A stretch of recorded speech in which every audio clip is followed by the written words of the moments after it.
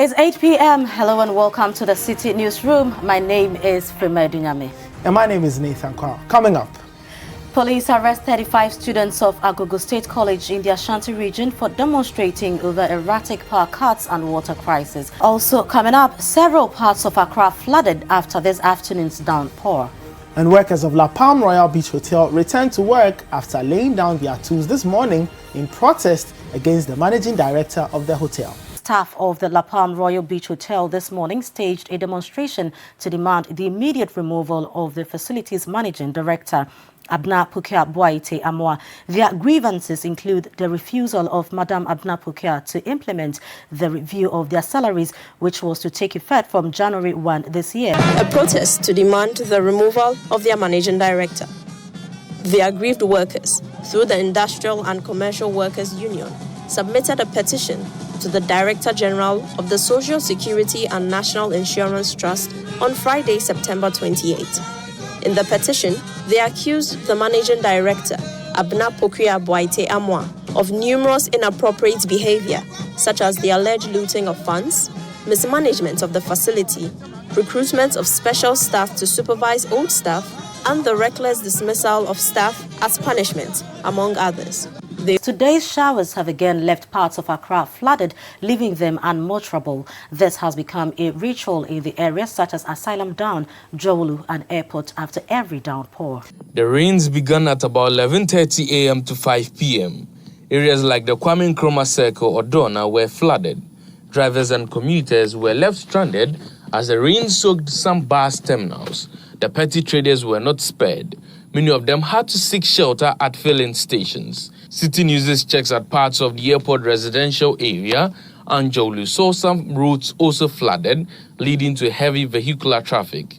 The N1 highway was one of the worst affected major roads in the capital, especially the stretch between the Tetekwashi interchange and the Jowolu Junction traffic light. The amount of flood water collected on the road had forced the three-lane highway into a single road. The Kwame Nkrumah Circle, where the infamous June 3rd disaster occurred, was also flooded, with various buildings rendered inaccessible. A video making rounds on social media also suggested that the newly built $250 million Terminal 3 at the Kotoka International Airport was reportedly flooded. But upon arrival at the Terminal 3, the news team noticed that the flood water had receded. Now, it appears the special prosecutor, Martin Amidu, decided to go public with his plight after internal structures he used to have his problems resolved failed. City News has cited a letter dated September 10, 2018, written by Martin Amidu and addressed to the Chief of Staff, copied to the Attorney General, Finance Minister, and the chairpersons of the Special Prosecutors Governing Board. In the letter, Martin Amidu catalogued his concerns, including having, quote, a small and inadequate office accommodation, and, quote, for his 13-member staff. My colleague Sixtus Don Ulo has joined me in the studio to delve deeper into the story. Good evening, Sixtus, and thank you very much for joining us. What exactly is Martin Amidu's challenge, or what are his challenges per the letter we've cited and per his grievances that he's put out into the public space? Nathan, for those of us who have been following this particular story from here at City FM, yes, City TV, this really is not the first we are hearing of this particular matter. Okay. It started way back, immediately he was sworn into office as a special prosecutor.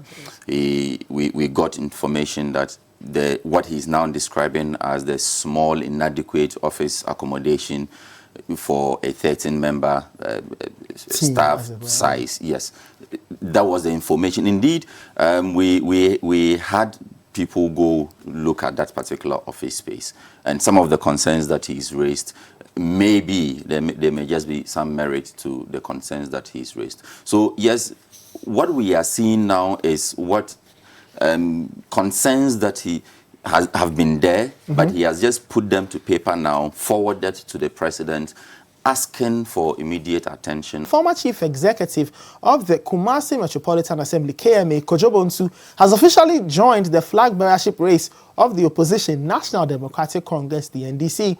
Mr. Bonsu, in a letter of intent addressed to the General Secretary of the party, said his versatile experience in entrepreneurship and corporate leadership could be harnessed by the party for victory in the year 2020. My colleague Umaru Sanda Amadu has more details. So Kojo Bonsu is traditionally a businessman known for his relationship with printing t-shirts at a company called Ashtec at the time. And then he entered politics, became a key campaigner for the National Democratic Congress. And an Ashanti man doing that at the time was very crucial. In 2000, he was very instrumental being seen, saying that he was an Ashanti man and calling on people in the Ashanti region to vote for the NDC party, which was almost like unheard of. So that's how he came onto the scene, campaigned vigorously for Professor John Evans Atta Mills. And so when Mills won in 2008, gave him a job, first as managing director for Quao. Now, if you look around, you'll notice that Quao has gone through some rebranding. Now, that was the handiwork of Kojo Bonsu. Again, he was part of the Sports Council, again as the board chairman for that, another appointment by John Mills. He served that term. And then when Mahama was campaigning to be president, again, he was very instrumental, a key guy in the Ashanti caucus. So John Mahama again rewarded him with a position as the mayor of Kumasi. A 7-member committee has been set up to investigate disturbances at the Agogo State Senior High School in that region. The committee, which is chaired by the district director of the Ghana Education Service for the area, has been given 5 days to look into the matter. 7 students of the Agogo State College in the Asante Achim North District of the Ashanti region have been arrested after a riot in the school. The students on Sunday evening staged a protest over unstable power supply and acute water shortage at the school. Officers at the Criminal Investigation Department of the Asante Achim North District Police Station have begun taking statements from the students. District Police Commander ASP James Ameka says the students will be granted self-recognizance bail after their statements are taken.